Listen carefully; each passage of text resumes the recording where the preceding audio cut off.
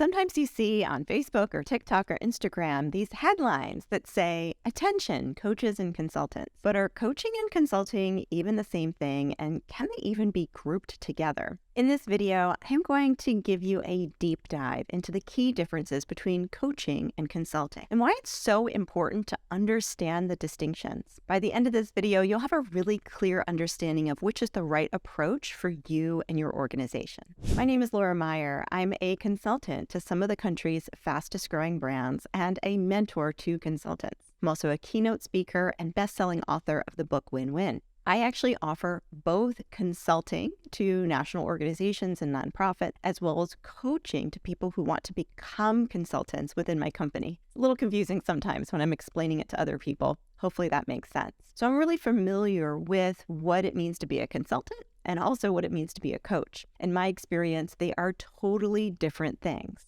So first, let's define the two terms. Consulting involves providing professional or expert advice to solve a specific problem, whereas coaching focuses on influencing somebody's behavior to create this internal transformation to a desired result. So even though both aim to help people improve, the approaches that you take are quite different. So for example, a marketing consultant might assess a marketing strategy and recommend changes to improve their brand visibility. Or the life coach might work with an individual to help them better time manage their schedule or develop skills around personal goal setting or career advancement. Consultants usually analyze the structure of a business or a problem and identify strengths and weaknesses based on their professional background and experience with similar types of challenges or situations. They're really good at pattern recognition. They offer advice, and they might even build skills within an organization to improve future problem solving so that they can get an additional result in the future. So, for example, an IT consultant might assess security and recommend measures to protect against cyber threats.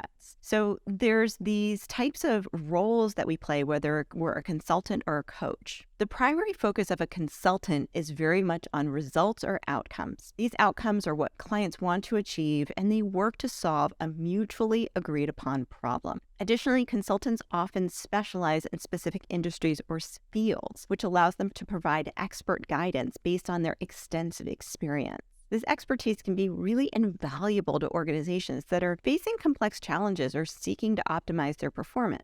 So for another example, a healthcare consultant might help a hospital improve patient care, streamline operations, reduce costs, while a financial consultant might help a business improve cash flow management or develop a more effective investment strategy. What we do on our consultancy is we are a growth marketing consultancy. So we go into for-profit and nonprofit organizations and we help them grow their client base, grow their membership, grow retention, and create new offers or reposition offers that help them get a better result. And so consultants are always looking at the data, they're always looking at the problems, and they're offering solutions. On the other hand, coaching is more centered on personal development and growth. Coaches guide clients through self-reflection, goal setting, habit formation, empowering them to make changes in their own lives and behaviors to reach their objectives. So, for example, in our own Fractional Freedom coaching program, we train consultants on how to both skill build as well as develop the right habits to become in-demand consultants. Whereas maybe a fitness coach might help somebody develop a personal workout routine or provide the motivation to stick with it. It's usually a combination of skill building and mindset. Coaches often act as a supportive sounding board. We really help our students try to identify any challenges and strengths and create an action plan to reach their goals. And the reason is because they're just such two different offers. When I have my consulting hat on, I'm basically telling people what to do in order to improve their business. When I am coaching consultants, I am asking really powerful questions. I'm looking at it from a motivational standpoint. I'm helping them with this internal identity shift of where they were coming from to becoming a in-demand high-ticket consultant, which can really kind of mess with your brain at first if it's something that you're just getting started in. So while coaching and consulting might at first appear similar and could even be bucketed together, they serve very different purposes, and you utilize different methods to help your clients.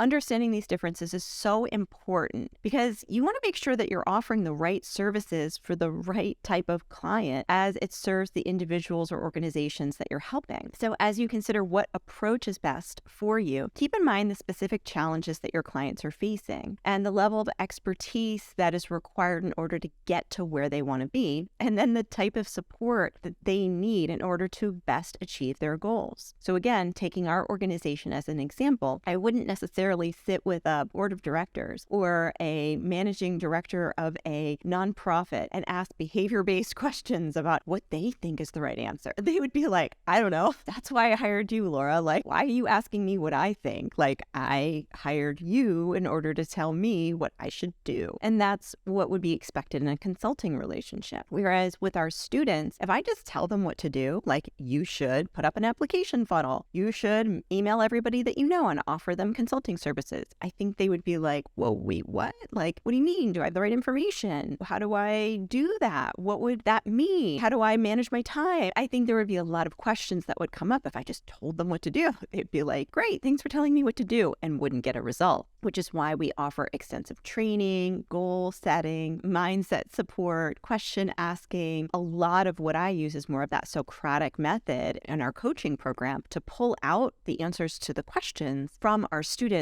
so that they can develop that internal confidence that often is required to be an in-demand consultant. So again, I see them as very, very different offers, different skill sets. I started in consulting, and when I started coaching, that was a pretty big shift for me. I needed to develop a whole new skill set in order to help our clients get results, our students get results. Now they love our programs. They're highly regarded. They're often pretty much always sold out every time that we launch, and that is a result of developing that competency within our organization. So I hope this is helpful in terms of knowing the difference between coaching and consulting. When people group them together, I'll be honest, it kind of drives me nuts because they're so different. The offers are dramatically different, and it's not something that I think that is similar in that many ways, to be honest. I also think that consulting is a much better fit for an established organization because you have data and you have a team and you have resources, internal resources that you can work with in order to problem solve. Whereas coaching can be a better fit when you're first getting started or you're transitioning from one thing to another, like many of our students.